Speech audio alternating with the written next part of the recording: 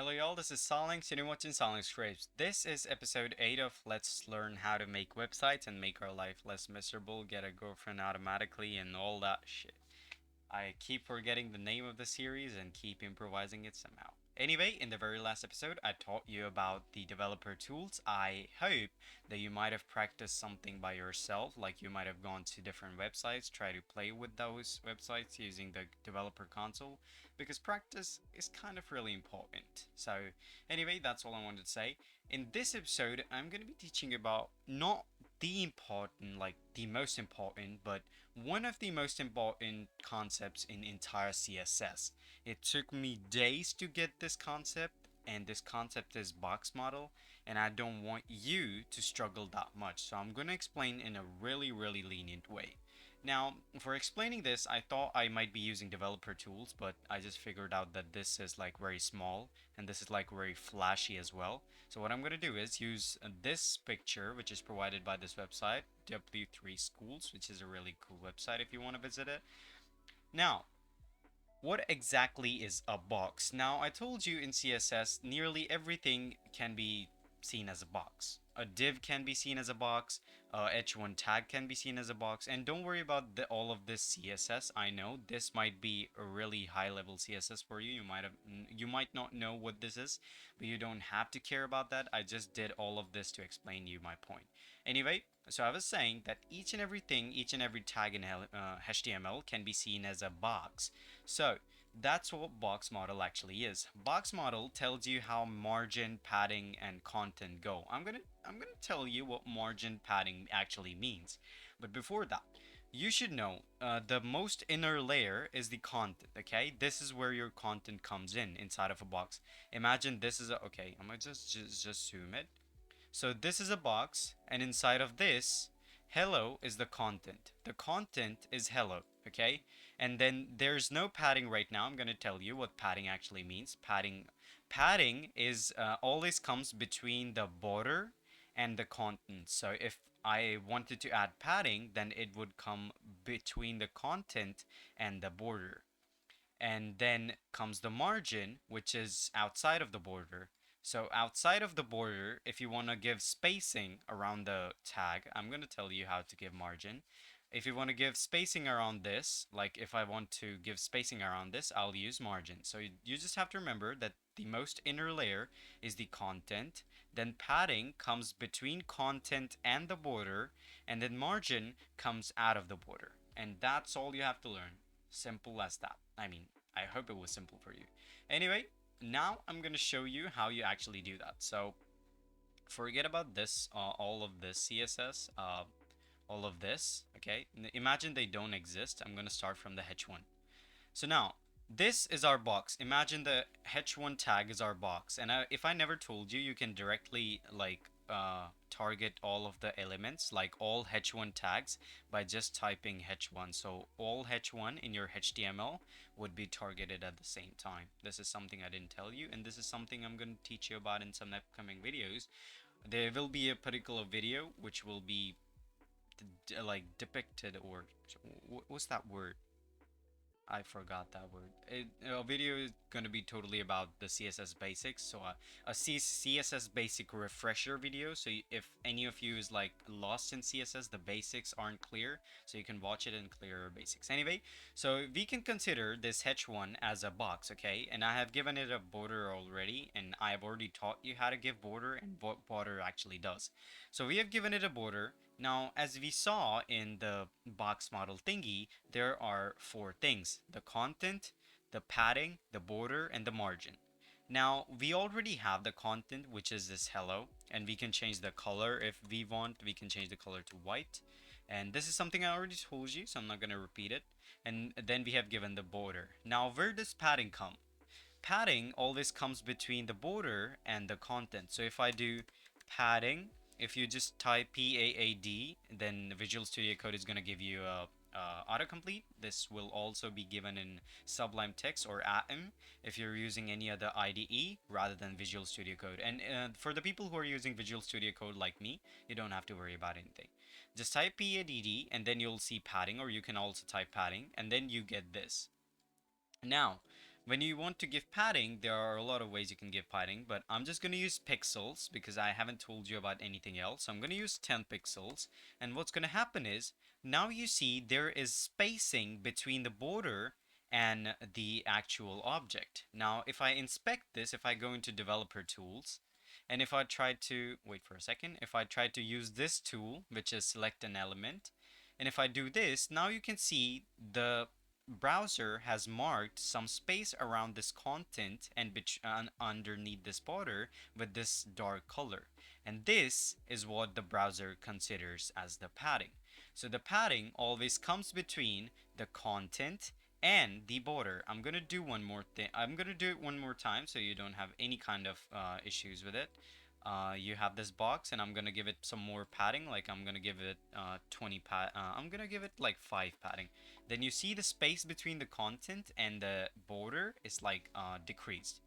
Now, if you want to get this text in center, then I have told you how to do that. Whenever you want to get text to be centered, you use text align center, and then it will come in center. So you can see the spacing is now given. Okay, now if I remove this padding, if I do control plus /, which will actually comment this out, you see the space is now removed. I mean, if I put a good amount of padding, then you can obviously see all the thingies that are going on here. Anyway, so I'm gonna also tell you how to give padding like a pro. Yeah. So while you do padding, this padding thingy, this padding function, or whatever you want to call it, I don't want to open this website. Sorry. Okay, so this is how you can give padding, but what this is actually doing is giving padding from the left, from the right, from the top, and from the bottom at the same time. What if we want a padding of 15 pixels from the top and 10 pixels from the right and left? So this is how you actually write it. If you want to give a particular the first argument that goes in is like padding from top and bottom, and the second argument that you pass in is like the padding from left and right. So if I save it right now, then you see we get both like different paddings. And if I increase the padding of left and right like mad, then it's gonna give it a mad padding. Now, of course, this is going out of the box because the size of the actual box, like this blue box, I kept all of things in it. So this blue box is not big enough to contain that much of padding, and I'm going to teach you about those things in later on videos.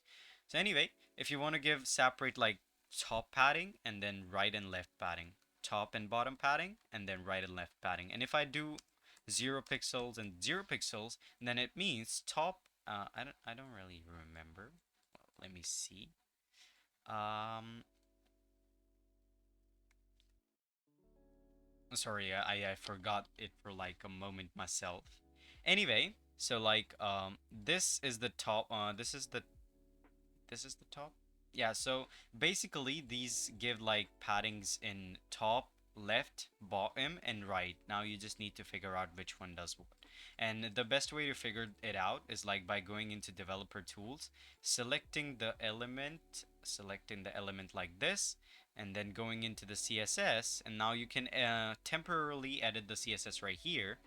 So you see the last one is padding from left, the second last one is padding from bottom. The second one is padding from where is it? Padding from right. Okay, it's padding from right. And the first one is padding from top. So now you just know. Now that we're done with padding, I'm just gonna refresh the page, and as you know, when we refresh the page, everything comes back to normal as in our IDE. Anyway, now that we're done with padding, I'm sorry, I was just getting readjusted. And now that we're done with padding, we can get to a margin, because I already have told you about border, and border isn't that big thing to be considered. Okay, I'm just gonna zoom it out a little bit, and I'm gonna go to margin straight. Now margin also works like this, like you can wait for a second, you just have to type margin, and this is margin, and Visual Studio Code can also autocomplete for you.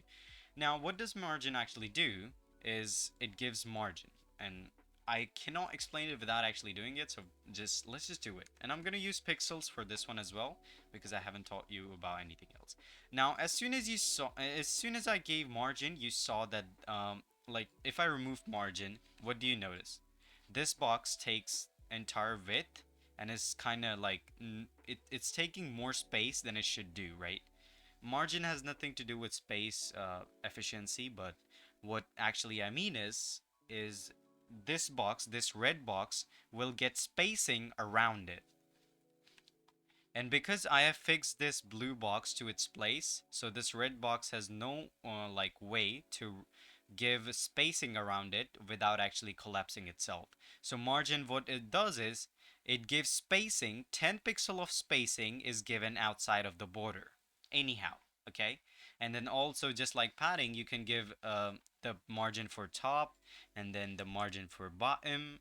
I mean the margin for left and right, the margin for top and bottom, and then margin for all sides like this, like separately. Now I'm gonna tell you again that how I have made all of this and how I have fixed this blue box in its place is nothing that you should be concerned about. These are the things that you're gonna learn in the future, and all I wanted to tell you about is was like the box model, how to give margin, how to give padding, how to give how these things actually work, because I'm gonna be using them quite often, so you should know how they actually work. So now that you know what box model is, in the very next episode, what I'm gonna do is I'm gonna teach you about positions. Yeah, positions. I'm gonna teach you about positions, and display flex is one of the most important concepts. So I'm gonna cover it like in a separate video. But the next video is gonna be about position absolute. But it's like it's gonna be next to next video, because the next video is gonna be a CSS basic refresher. So if you don't get the basic CSS and you want to just refresh, or you just want to do a quick revision, then that video will be really helpful.